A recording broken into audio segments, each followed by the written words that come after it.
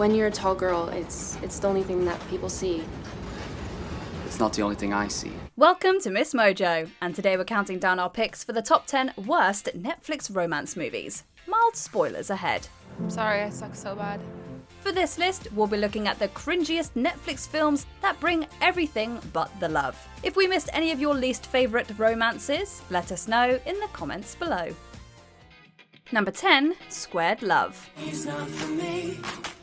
My oh my, I don't gotta hit the lotto, 'cause it got a lot of loving for free. Teachers and models. The two types of women, with absolutely no overlap at all. Or at least that's what Squared Love would have you think. This terrible Netflix romantic comedy is about a frumpy teacher named Monica, who leads a double life as a super glamorous model named Claudia. Enter Enzo, the love interest, who falls for both Monica and Claudia, without realising that they're one and the same. Oh, and Enzo is also not who he says he is. The film's premise is riddled with cliches and is pretty unconvincing altogether, hinging on an unbelievable idea. Can't you simply just choose one?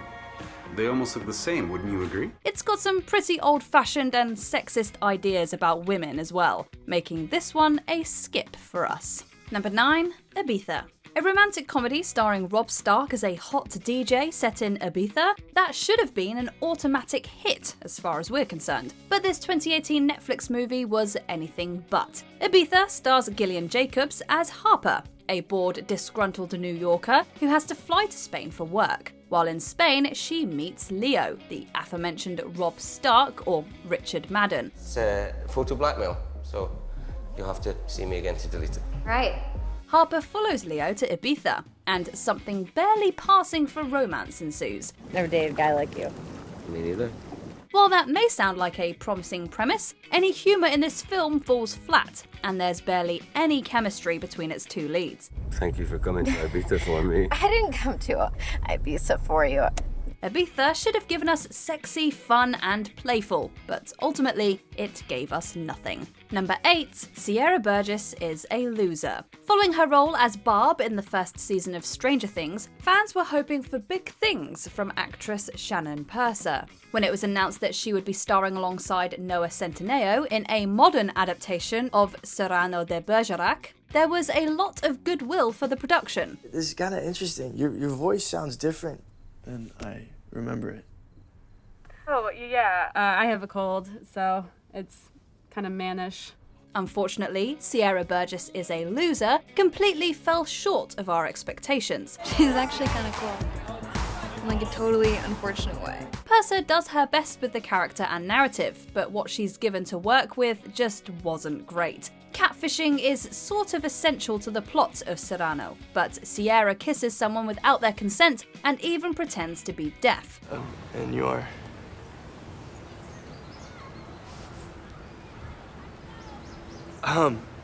name is Shit Pizza? It's not what we like to see. Number 7, Silver Skates. Я должен здесь что-нибудь достать? Нет. Вы должны побыть моим мужем. Listen, if we wanted to watch Titanic or Anastasia, we would probably just do that. No need for the weird, boring knockoff. Silver Skates has a lot of the same themes and plot points as those two films. It takes place in Russia and centres on the romance between an aristocratic girl and a boy from a lower class. Офицер. С усами? Вельможа. Нет. Наоборот. Not only is it an overdone premise, but the film just never reaches the heights of those other movies. The connection between Matvey and Alisa, or Alice, is a pale imitation of the likes of Jack and Rose, and the script itself is definitely on the dull side. Неужели вы выйдете замуж без любви?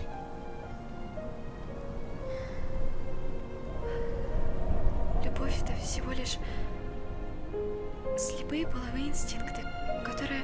It does take place during Christmas, and Russia at Christmas time is very pretty. So that's a plus, we guess. Number 6, Holiday in the Wild. Falling in love? With Africa? You would think with charismatic stars like Kristen Davis and Rob Lowe as leads, you'd be able to make a pretty good holiday movie. And yet, Netflix managed to mess it up. Holiday in the Wild follows Kate, recently separated, and Derek. They're two polar opposites who end up falling in love in the wild, or Zambia, to be precise. You know what that is? What? Mistletoe. that is most definitely not That mistletoe. is African mistletoe. While that might seem like a pretty hard premise to fumble, the movie is way too cheesy, even by Netflix Christmas movie standards. Davis and Lowe are forced to muddle through really bad dialogue that keeps them from having any shred of chemistry. It's a pretty wild miss. So even though I'm going to be far away, I want you to know that I'm never going to forget any of you. Number 5, Tall Girl. We have it on pretty good authority that Tall Girl does not speak for all tall girls. Thank you, Mom, but it's not me. One of Netflix's later attempts at the teen comedy genre, Tall Girl really fumbles the bag.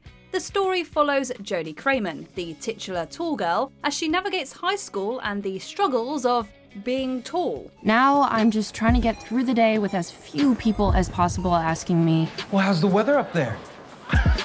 Everyone has different insecurities, and we're glad that Netflix wants to try and pay homage to all of those. But the way Tall Girl frames the struggles that come with being tall don't feel very lived in or fleshed out. They're perfectly okay being tall. Being tall sucks. Seriously, I only come to these meetings for like the free food and the guys. Bathroom's this way, right? Ow! For being about a very specific experience, it's one of the streaming service's more bland and generalized offerings. It did make for some great memes though. Number 4, To Each Her Own. This movie tries to do something interesting, but ultimately just didn't hit the mark. To Each Her Own follows Simone, a lesbian who is afraid to come out to her ultra-conservative family. Enter Wally, a charming man who Simone ends up developing feelings for, throwing her into a whirlwind of confusion over her sexuality. While the movie tries to offer up an inquisitive and intricate take on a young woman figuring herself out, it ends up not really knowing what to do with itself. It's not really funny, and doesn't seem to really care about Simone's sexual identity, using it as a simple plot point rather than an important part of her character. Number 3, Desperados. Wesley Daria, will you marry me?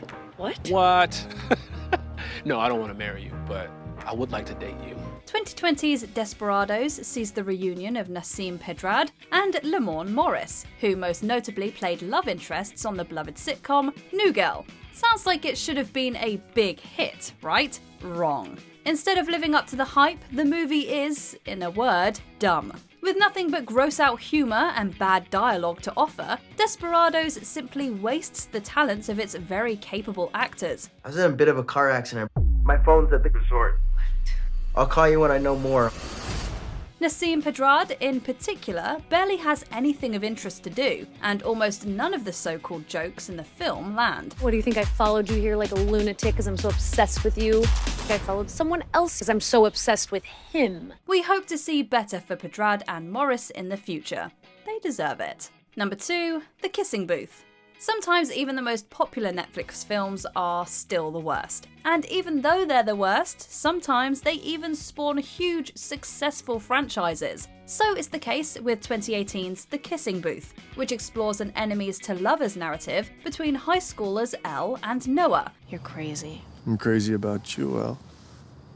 He is good. Look, we all love a good romantic comedy, and we all love the enemies to lovers trope. When done well, there's nothing wrong with getting a little cliche. The issue with The Kissing Booth is that it's basically all cliches, and has none of the heart or humour necessary to make them work. I'm assuming the t-shirt means you saw me in my underwear? Yep. Not only that, but its sexism and generally unlikable characters don't do it any favours. I kind of just played the whole sexist conversation out in my head, and it always ended with me sounding like a dick.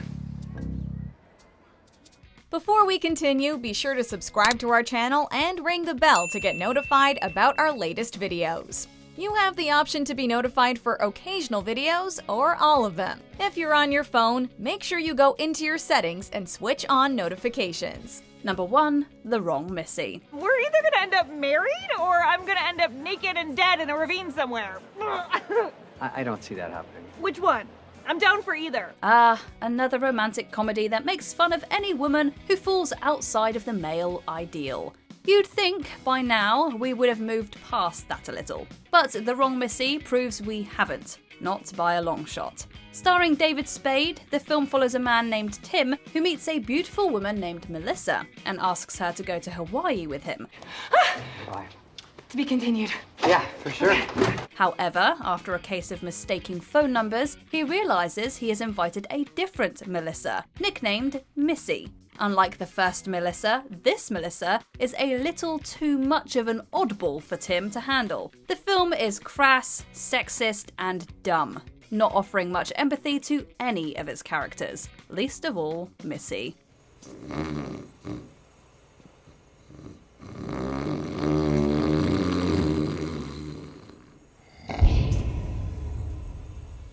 Do you agree with our picks? Check out this other recent clip from MsMojo. And be sure to subscribe and ring the bell to be notified about our latest videos.